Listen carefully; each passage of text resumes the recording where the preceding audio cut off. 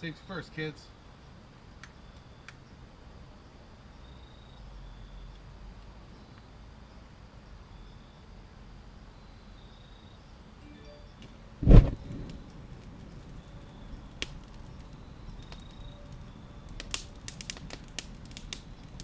Happy Halloween. From the glorious Garden State in the great American Northeast, I bid you all a good morning, good afternoon, good evening, wherever this fine video may find you. And I welcome you to a Plan B, an improvise, adapt, and overcome super spooky pasta Halloween special edition of Getting Weird. This week, I join you from my backyard because I had some scheduling conflicts and some logistical conflicts. I was planning on doing a stealth camp's so hot right now, at the public park up the road from my house. So I scoped it out a little earlier this afternoon. Turns out that my tiny little town that I live in has decided to put on a very public, very crowded, very not stealthy or suitable for a camp out community day, which I of course didn't get the memo. I'm obviously not a part of the community. So I have decided to camp in my own backyard this evening, because why don't we turn what was going to be a minimal stealth camp into a super spooky scary stories Halloween edition of this very fine series. So here's my camp spot. It's in my corner of my backyard. I have a really nice campfire set up over there. There's a bunch of discarded toys because I have children. So yeah, I'm pretty excited about it. I think it's going to be fun.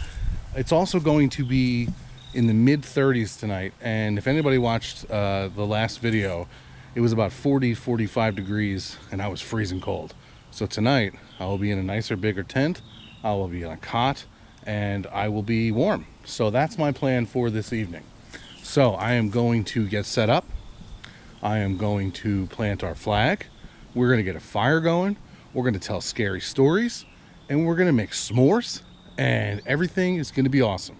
So hang out with us, get comfortable, get spooked out, turn the lights down low, put on, some creepy music, drag some chains around, and hang out with us while we get weird.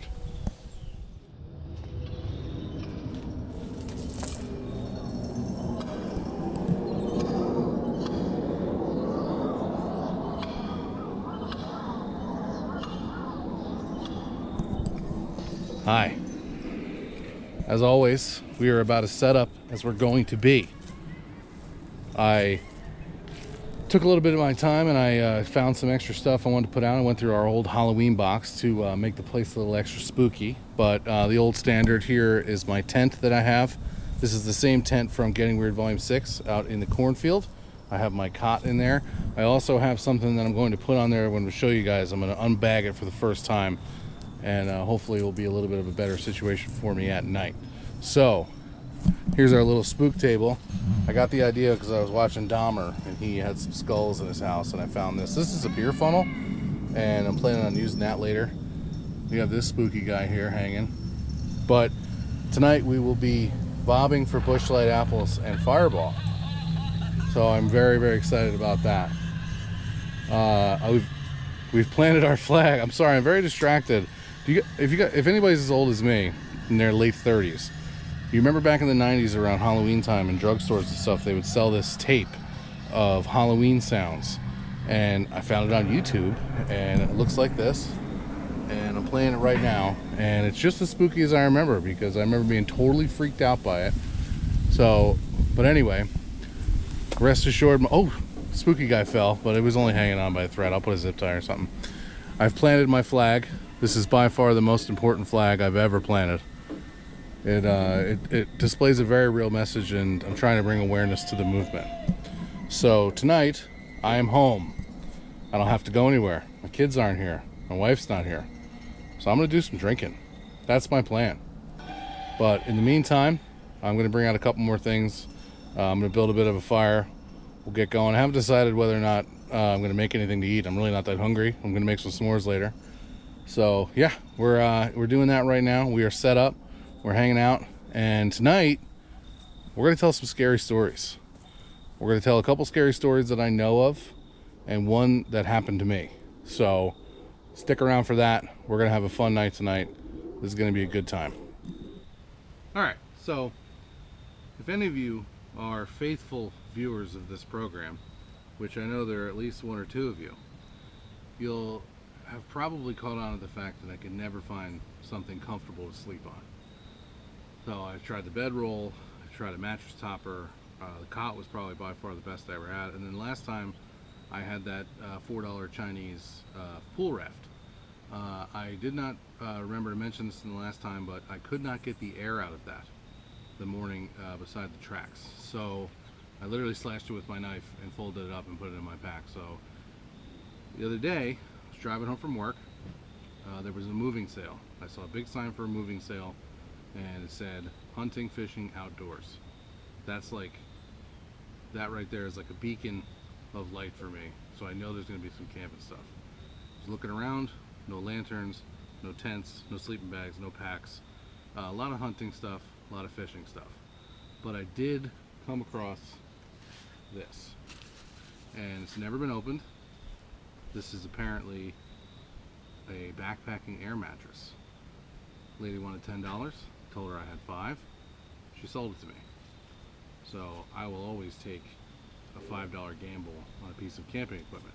It's the first time I've opened this, so I wanted to give it a shot. Oh, it's definitely the first time it's been opened. The patch kit's still in there.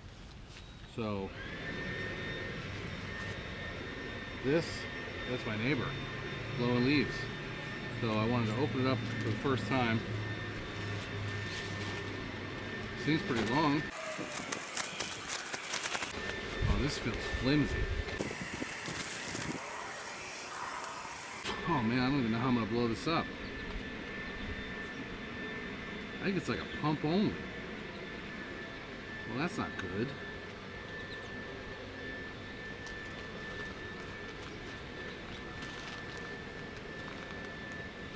Oh wait, I can do it, okay. Oh, hang on, I need to hear it.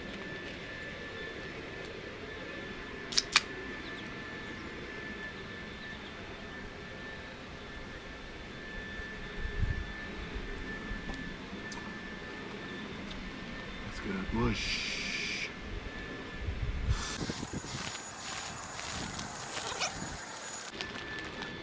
Oh, fuck. Sorry.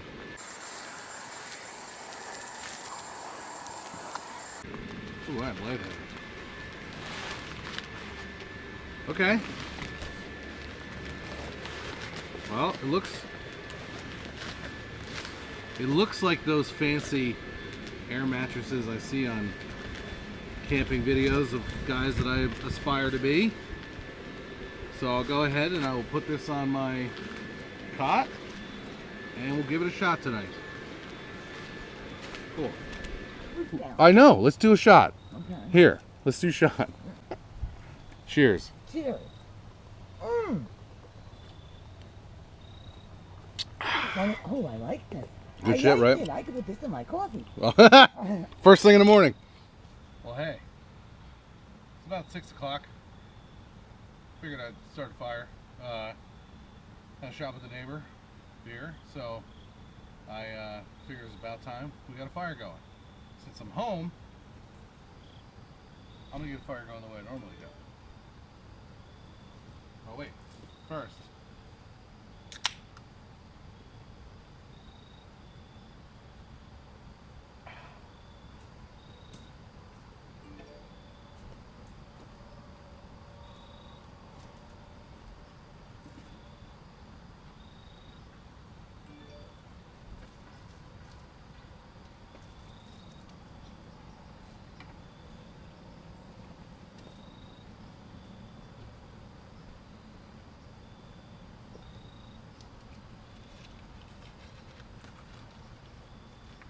Safety first, kids.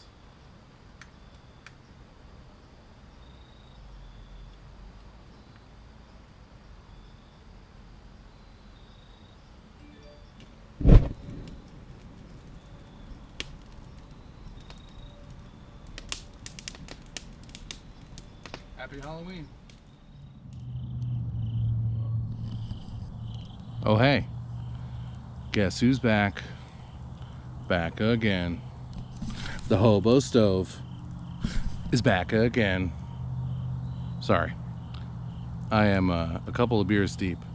I was just sitting here thinking about this stealth camp that I had planned for this evening, and I did a couple improvements to the Hobo stove, and I thought to myself, there's no reason not to move forward with that just because I'm still at home. So I wanted to show you what I did to this here Hobo stove. I thought about cutting a hole in it like I saw the other designs, but instead I just drilled a bunch more holes into it. So I really kind of can't see really where it would have an issue with airflow. So what I'm going to do is I'm going to lay it right here, take this off. Obviously I filled it with fat wood in preparation for this stealth camp, but I don't really need that right now. So I'm going to take out some, I'm going to leave some of it in there. And what I'm going to do, oh man, look how dirty that is in there. I'm going to leave a couple in there. And what I'm going to do here is I'm going to get my trusty army folding shovel.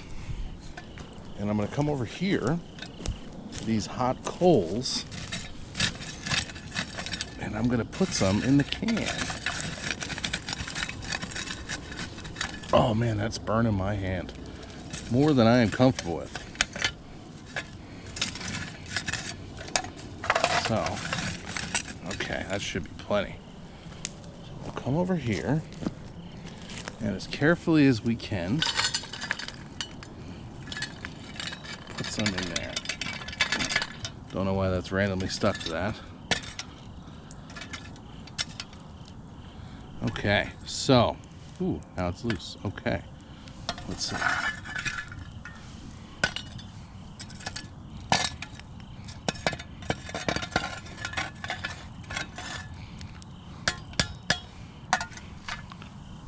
Ooh, that's already got good heat coming off of it.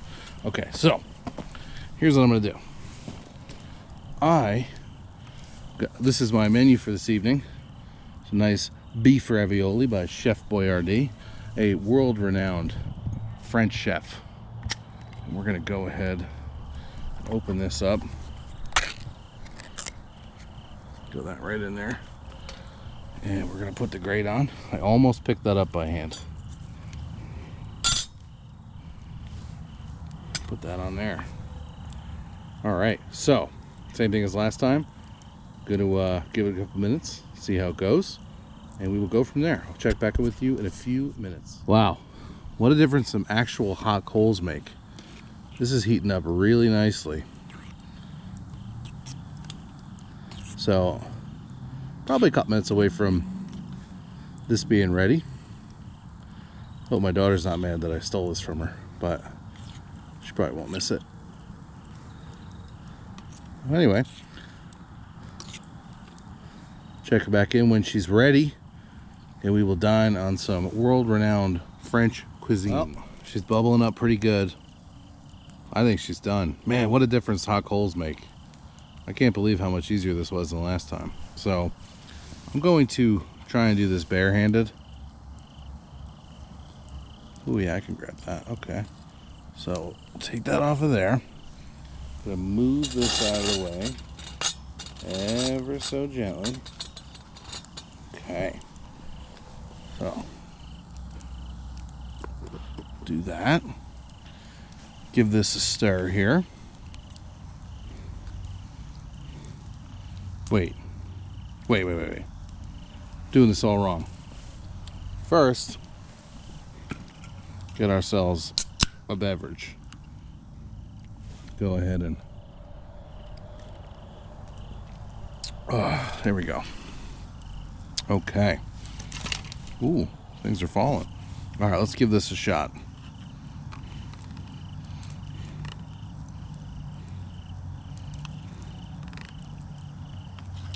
Come on.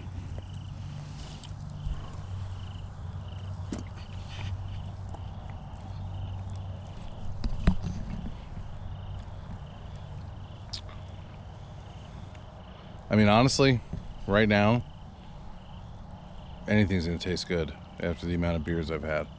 So, pretty delicious. All right, now this will be good because it's getting cold tonight, and this will absolutely warm my belly up. Holy shit, it's hot. Oh yeah, this worked much better. The airflow and the hot coals make all the difference in the world. Ooh, that's like a liquid hot magma in my stomach. Okay. Okay, cool. I'm gonna eat this, finish this beer, and then we're gonna start getting a little spooky. All right, you guys want to get a little spooky? So, you guys have heard me reference Art Bell a couple times on this here program. Art Bell was radio host from the late 1980s until 2015, and he ran a show called Coast to Coast AM. Coast to Coast AM was all about paranormal, UFOs, Bigfoot, ghosts, that kind of cool stuff. And growing up, I used to not be able to sleep a lot. I suffered from insomnia for a very long time. So I would listen to Coast, and which probably made it worse because I would sit there and listen to, you know, about UFOs and monsters and all kinds of stuff. But anyway, something that always stuck with me for a long time was a segment on Art's show where he talked about something called the sounds from hell.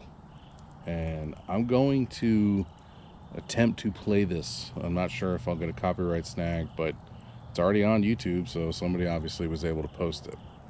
Story behind this goes that in the late 90s, mid 90s, Russian scientists dug a hole in the ground in Siberia, and they went down as far as they possibly could, something like 9 miles, and they put microphones into the hole, and what they got back was what they were calling the sounds from hell. And even if this is fake, and even if it's not real, it's still spooky as hell. So take a listen to this.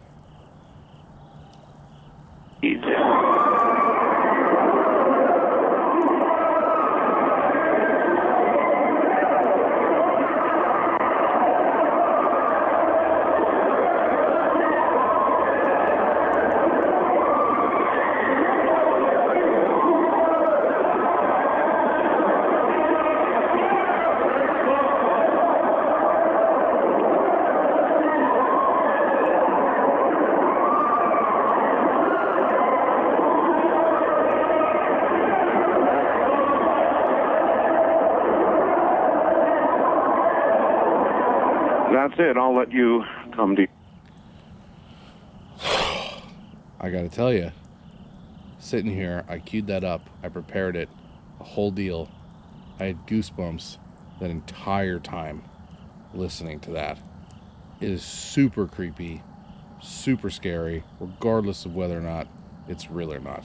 So you go ahead and take that for what you will, but I'm gonna listen to some more 90s college radio playlist on Spotify to cleanse that palate, and I will check in with you guys in a couple minutes. How about a palate cleanser? How about some good old-fashioned s'mores? How do you guys like your s'mores? Personally, I like to make sure that I constantly listen to music in order to drown out the dark thoughts that might lead me to losing my entire existence as a man. But other than that, I also just like the regular graham cracker and marshmallow. So let's toast up some marshmallows. See if I can open up this chocolate one-handed. It's getting cold out here. I just went inside, grabbed all the s'mores stuff, and I figured while I was in there, I would also grab my thermometer that I had debuted last time. So in a few seconds here, I'm going to do a temperature check. I went and got my Mr. Buddy propane heater because I figured I'm home. There's no reason why I should be cold inside of this tent tonight. So if I could just situate this stuff here a little better, then I will be able to concentrate a little bit better. Okay. So let's do this. Get that down in there real good. So anyway.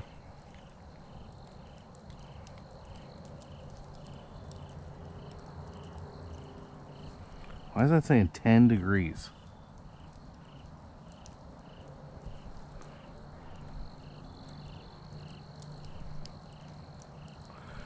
There's something wrong with this, obviously, because it's not negative 22. Ooh, I can't burn my marshmallows.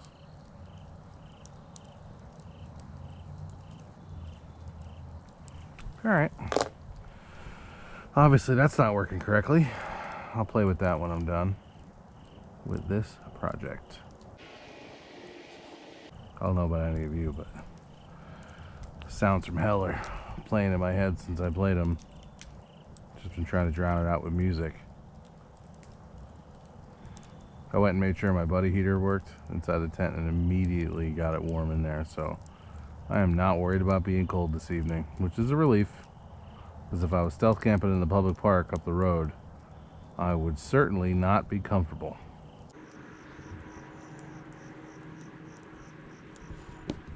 It's like a crystal clear night and the moon looks like it's full, so I will enjoy checking that out a little later.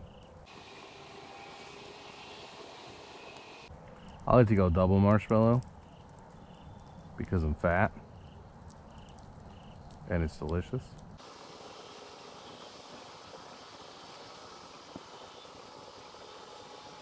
Key to a good marshmallow is just let the top of the flames lick that marshmallow. Get real friendly with that sugar in there. And you know you're almost done. You go to rotate it and the stick spins. So I think we're good. Alright, oh yeah. We're good. If I'm not careful. Oh god, this is gonna fall off. Verno. You got any more food, Gordy? Man.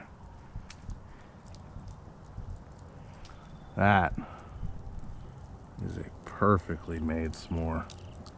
Only thing missing here is my kids to hand this off to. But they're not here this evening. So Dad's gonna enjoy this. So I'm gonna enjoy this and then probably gonna tell one more scary story before bed because oh, I dropped some. I would really want to share this one story that happened to me personally. So see you guys in a little bit. Alright, so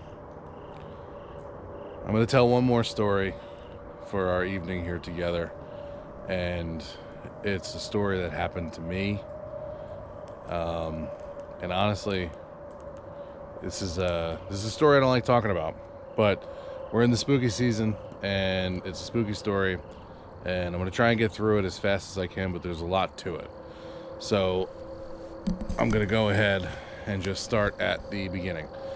When I was in high school, roughly around 2002, 2003, my friends and I used to have literally nothing to do. So there was this magazine, it was called Weird New Jersey. Obviously I live in New Jersey. And it would come out every couple months, and there would be all these stories about weird stuff going on in New Jersey. And it would have like different stories about, you know, haunted roads and roadside attractions and, you know, just legends of New Jersey's past. So I picked up this magazine one time and I heard about this place in Blairstown, which is about 45 minutes to an hour from me. And it was called Blair's Den. It was a mansion. And it had been abandoned for quite some time. The legend has is that it was built by this rich dude in the 20s who built the mansion for his family, and then legend has it that he one day went crazy and killed his whole family and then himself. So fast forward a couple years, it laid empty, and then it was taken over by a nunnery, I think it's called, nunnage, who then had an orphanage out of the building. And the legend goes that there is a lake that runs directly next to the mansion. And the legend goes is that the nuns, one by one, marched all the orphans into the water and drowned them all. Now, obviously, this could just be stuff of legend. It could just be a story, whatever. But the point is that my friends and I decided to get together one night and go there. So we all piled into my buddy Josh's Jeep. My buddy Josh, who I'm still friends with, he's a cop down in Kentucky. We drove to this place, and there was 4 of us. And we got there, and one of our friends stayed behind to drive the car around because there was nowhere to park, and if a cop saw your car, he'd come up the trail and he would come find you.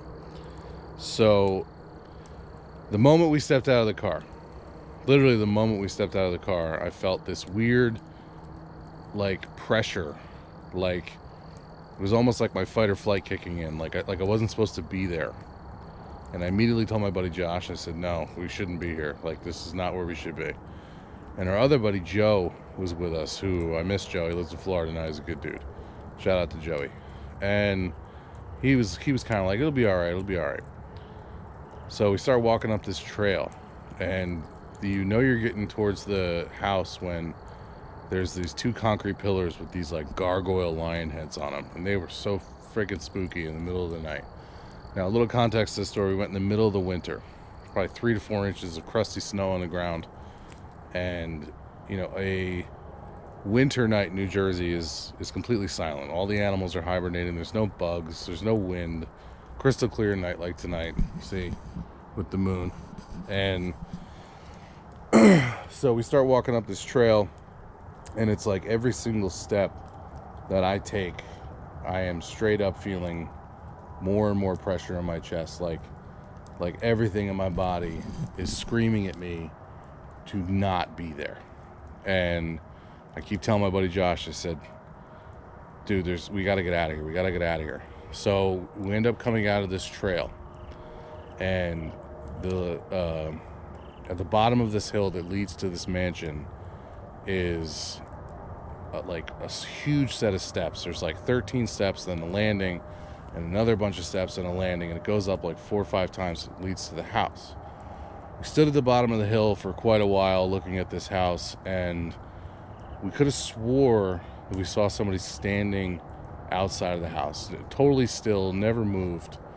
And it could have been a tree or a shrub or something, but my logical mind tells me that it was that. But as a 17-year-old kid, I could have swore that somebody was standing there watching us. So I go up the first set of steps, I'm okay. I go up the second set of steps, I'm okay. I look at my buddy Josh, and he's I'm in the middle of another set of steps. I look at my buddy Josh, and I say, Josh, we have got to get out of here. Everything in me was screaming to leave. Everything. And now this is the part where I'll never forget as long as I live.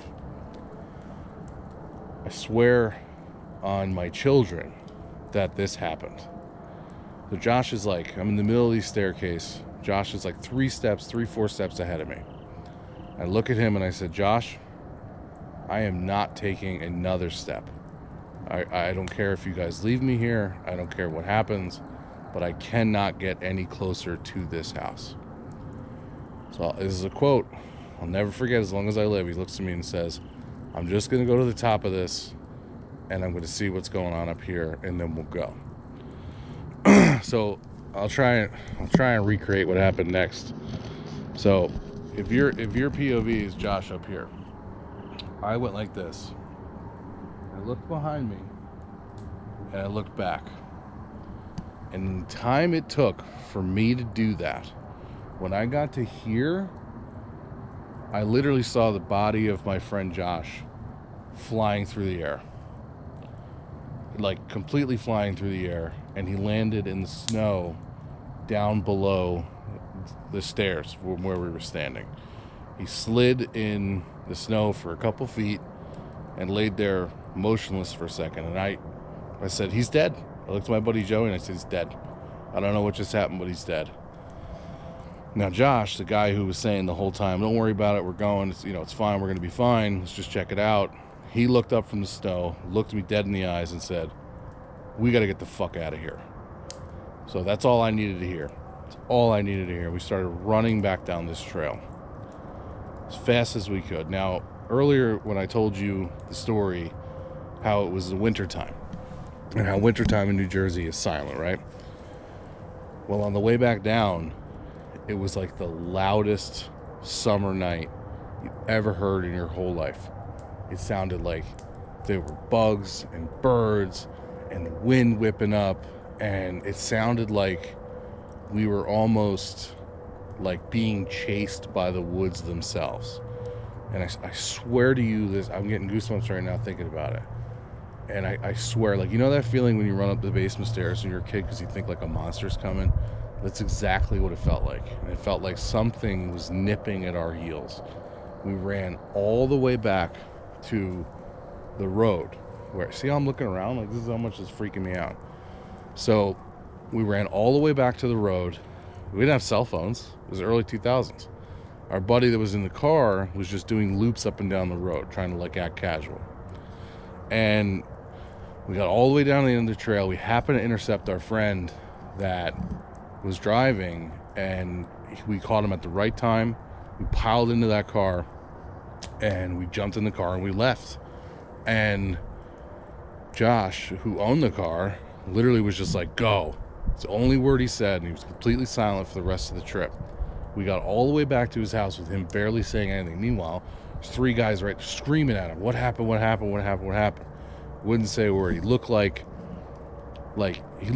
he had seriously seen some, like, I'm shaking. Like, this is literally what happens when I tell the story. I'm shaking. He looked like he had, I don't want to just say seen a ghost, but he looked like he'd seen some serious shit. And we get all the way back to his house. We get into his room, and he just turns to us and he goes, I looked down at you, Pat. I turned around, and a black figure pushed me by the chest and flew me through the air. I like don't even like thinking about it because I was there. I saw it. So he lifts up his shirt because he told me his chest was burning. And he lifted up his shirt, and right on his hairy 17-year-old chest were two distinct red marks that looked like hands. And it was single-handedly the scariest situation that I'd ever been in my whole life. You want to talk about hearing a fox in the woods and me pooping my pants, whatever. This was child's play compared to that. That night was like we got in contact with something that was not of this plane of existence. And it was scary, like super scary. And to be totally honest with you, like the word got around school that we did that, and people offered me money to take them there. And I said, no, I'd never go there again. And I wouldn't. I'll never, ever, ever go there again. And that is a true story. This is legitimately the scariest thing that's ever happened to me. And I figured in this spooky season, we should celebrate, and I should tell you that story. Now, you can look up this place, Blair's Den, because a couple years after this had happened, some company took it over, and they do like weddings out of there now. And you can go tour the place, and they fixed it all up. But I won't do it. It's gonna weird me out to post pictures of this place like during this story, because it's just, there is a weird sense of evil there, and is no good. So that's that story, and I'm happy to have shared it with you. But it's, again, super creepy. Scariest thing that's ever happened in my whole life. So, all right. Anyway, moon looks nice. I'm really trying to just like cleanse my palate here. It's going on about 10 o'clock. I have a Mr. Buddy heater in my tent that I'm going to activate. I'm going to turn on pretty soon and get it warmed up in there because I'm getting tired. And it's almost time for bed. So I've had some beers, and I'm looking forward to a nice night of sleep. So, anyway, let me know what you think of that. Well, I think that's about enough for one evening. It's roughly 10:30. I'm getting pretty tired. I got up early this morning with my daughter. Gonna go ahead and head on into sleep. So real quick, I want to do a temperature check. I figured out that if you point this at the ground, it gets you a way more accurate reading. So let's look at this real fast. At the ground, 36.3. So about 10 minutes ago, I fired up the buddy heater in my tent. So I'm just gonna go ahead and let's put this in here. Ooh, I can feel how warm it is in there. 55 in there so far. I pointed out the heater. 51. Let's point it at it. Apparently gibberish. Hang on. 123 degrees coming off of that. So pretty warm in there, and I should be pretty freaking comfortable in there tonight. So tonight was a success. Got some scary stories, got some s'mores in, got to use the improved Hobo stove. That was definitely a success. Much better idea than the stealth camp up the road. So all right, well, from my backyard, which actually worked out a lot better than I thought it would, I'm gonna go ahead and go to sleep, and barring any, of course, alien abductions, which, by the way, the moon is out very bright tonight, so definite possibility of an alien abduction. But barring any alien abduction, animal attacks, you know, really there's not much else that could threaten me here. You know, possibly angry neighbors being upset for whatever reason that I'm camping. They won't be. I got cool neighbors. So barring any of those incidents from my backyard in the Halloween special of this fine series, I'd like to bid you all a very, very good night. Hey, real fast, I wanted to get a better accurate temperature reading from actually inside the tent. So let's see,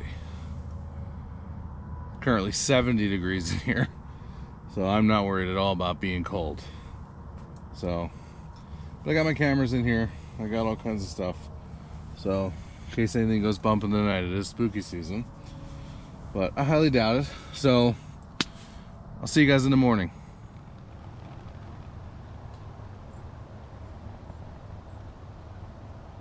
Good morning, Voorhees. Hi. It is roughly 8 a.m. Sunday morning here.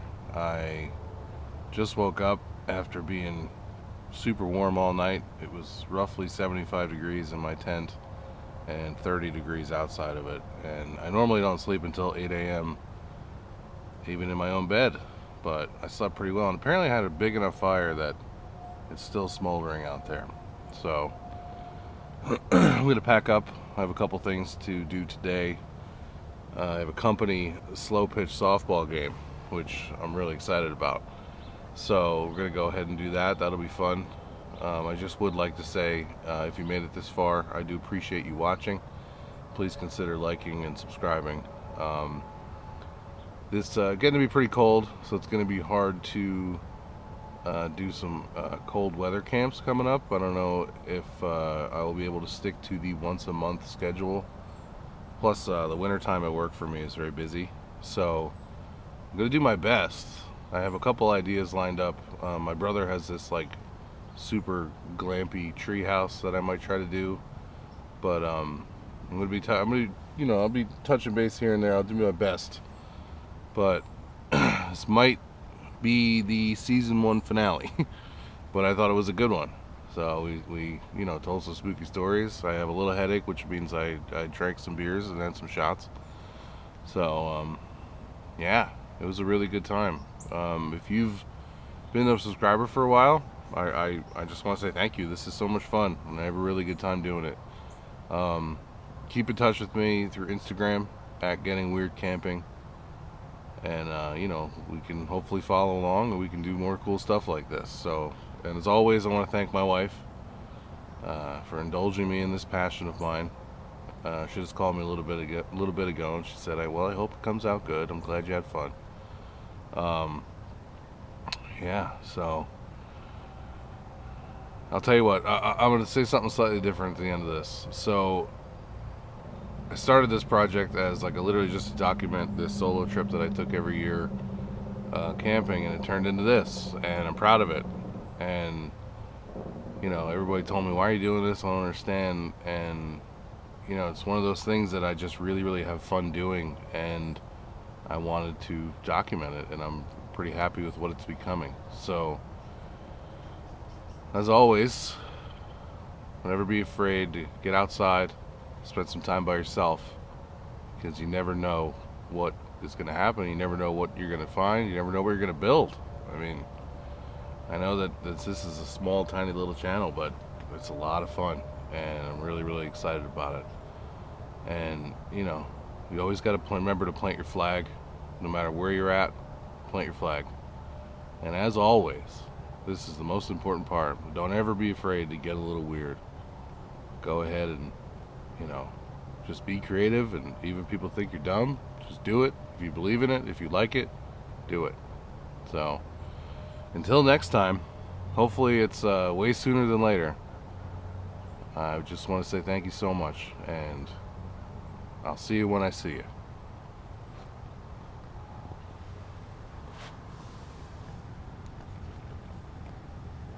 Click.